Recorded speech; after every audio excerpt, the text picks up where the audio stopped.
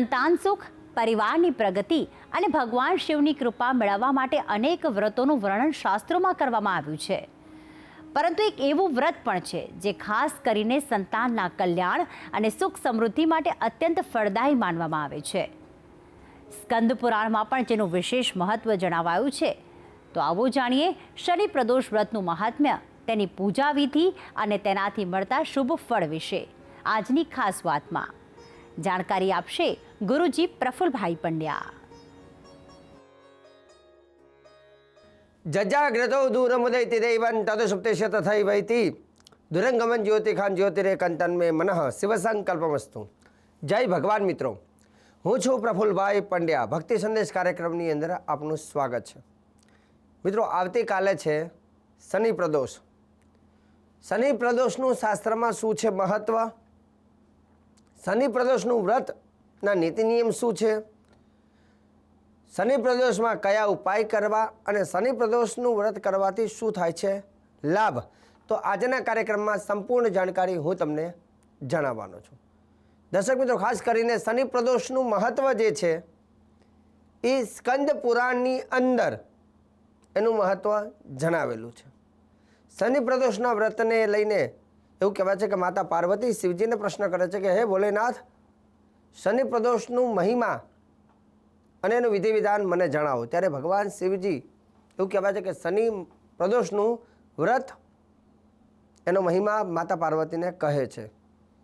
દેવકેન વિધાનેન પ્રદોષ વ્રતમુત્તમમ વિધાતવ્યમ નરે સ્ત્રીભી સંતાન ફલ સિદ્ધએ. એવું કહેવાય છે કે ભગવાન કહે છે કે હે પાર્વતી, જે વ્યક્તિ શનિ પ્રદોષનું વ્રત કરે છે એ વ્યક્તિને ઉત્તમ સંતતિની પ્રાપ્તિ થાય છે. મતલબ શનિ પ્રદોષનું વ્રત કરવાથી ઉત્તમ સંતાનો મળે છે, સંતાનનું સુખ મળે છે. સંતાનનું સુખ પ્રદાન કરવાવાળું કોઈ વ્રત હોય તો એ કહેવાય છે કે શનિ પ્રદોષ વ્રત. હવે શનિ પ્રદોષ વ્રત એ ક્યારે આવે છે? મિત્રો, આપણે બધા સૌ જાણીએ છીએ કે દરેક દેવ તિથિના એક આરાધ્ય દેવ હોય છે. જેમ કે ચતુર્થી તિથિમાં ભગવાન ગણેશજી છે, અષ્ટમી તિથિમાં મા દુર્ગા છે, 11 તિથિના ઈષ્ટદેવ ભગવાન નારાયણ વિષ્ણુ છે. એમ પ્રદોષ તિથિના દેવ ભગવાન ભોલેનાથ છે. હવે પ્રદોષ એક મહિનામાં 2 વખત આવે, એક અંધારિયામાં અને એક અજવાળિયામાં. પ્રદોષ એટલે કે ત્રયોદશી તિથિ, 13 તિથિને પ્રદોષ કહેવામાં આવે છે. 13 તિથિ હોય અને એમાં જો શનિવાર આવે તો શનિ પ્રદોષ કહેવામાં આવે છે.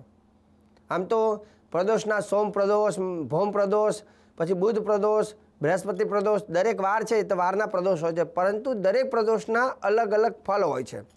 એમાં શનિ પ્રદોષ વિશે એવું કહેવાય છે કે જે વ્યક્તિ શનિ પ્રદોષ વ્રત કરે છે તો એને સંતાનનું સુખની પ્રાપ્તિ થાય છે.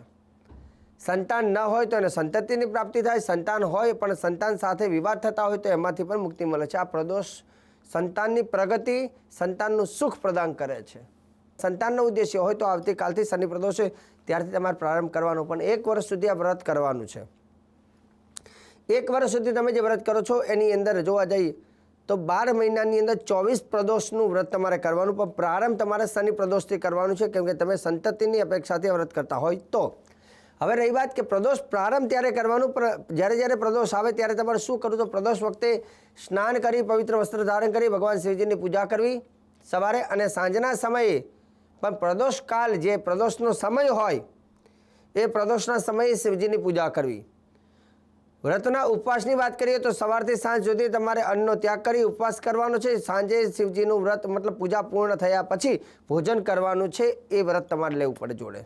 સાંજની પૂજાની અંદર ભગવાન શિવજીને પંચોપચાર અથવા ષોડશોપચાર પંચામૃતથી પૂજન કરી અને શિવજીને સરસ મજાનું ધૂપ, દીપ અને પ્રસાદ અર્પણ કરવાનું. ખીરનો પ્રસાદ શિવજીને ખાસ કરીને અર્પણ કરવાનો. સાંજના સમયે શક્ય હોય તો શિવ તાંડવનું સ્તોત્ર પણ ભગવાન શિવજીને સંભળાવવું અને પ્રદોષના દિવસે સાંજના સમયે ભગવાનના આ 15 નામ બોલી અને 15 બિલીપત્ર ભગવાનને તમારે અર્પણ કરવાના. અને એ અર્પણ કર્યા પછી ભગવાનની આરતી કરી અને પ્રદોષના વ્રતને તમે પૂર્ણ કરી શકો છો. હવે જો તમે પ્રદોષનું વ્રત કરી રહ્યા છો તો શિવજીના આ 15 નામ તમે લખી લો, કેમ કે દર વખતે પ્રદોષમાં તમારે આ 15 નામ બહુ જ તમને વિશેષ ફળ આપશે. અને 15 નામ બોલતી વખતે 15 બિલીના પાન ભગવાનની ઉપર છેલ્લે પૂજા પૂર્ણ થાય ત્યારે તમારે અર્પણ કરવાના છે.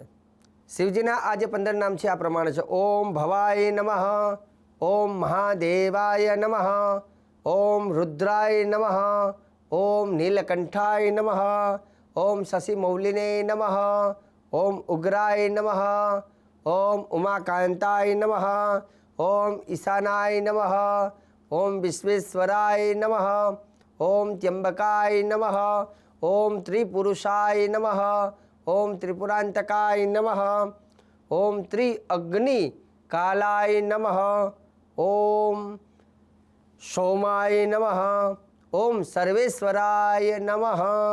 આ ભગવાન શિવજીના 15 નામ મેં તમને કહ્યા. 15 નામ બોલી 15 બીલીપત્ર ભગવાનને અર્પણ કરવાના. હવે રહી વાત કે પ્રદોષને લઈને પણ એવું કહેવાય છે કે જેવી જેવીની કામના હોય તે વ્યક્તિ તે પ્રદોષથી શરૂઆત કરી શકે. જેમ કે મેં તમને તે હાલ કહ્યું કે સંતાનની પ્રાપ્તિ જો જોતી હોય તો આપણે શનિ પ્રદોષથી પ્રારંભ કરવું જોઈએ. તેમ જો કોઈ વ્યક્તિને આરોગ્યની પ્રાપ્તિ કરવી હોય, મતલબ આરોગ્યને ઉદ્દેશીને અથવા દીર્ઘ આયુષ્યને ઉદ્દેશીને કદાચ તમારે કરવાની અપેક્ષા હોય તો તમારે આ જે વ્રત 12 મહિના સુધી કરવાનો. એનો પ્રારંભ ક્યારે કરવાનો? જે દિવસે રવિવાર આવતો હોય અને પ્રદોષ આવતો હોય તો તે દિવસથી તમારે પ્રારંભ કરવાનો, જે આરોગ્ય અને દીર્ઘ આયુષ્ય માટે હોય છે. પછી આગળ વાત કરીએ, જે લોકોનું મન બહુ વિચલિત રહેતું હોય, ટેન્શન બહુ રહેતી હોય, ઉપદ્રવ રહેતો હોય, વિચારો બહુ ચાલતા હોય, ઊંઘ નીંદર ન આવતી હોય, મનની શાંતિ માટે એ લોકોએ સોમ પ્રદોષથી ચાલુ કરવો. મતલબ પ્રદોષ હોય અને સોમવાર હોય એટલે સોમ પ્રદોષ કહેવાય. ત્યાંથી આ વ્રતની શરૂઆત કરવી.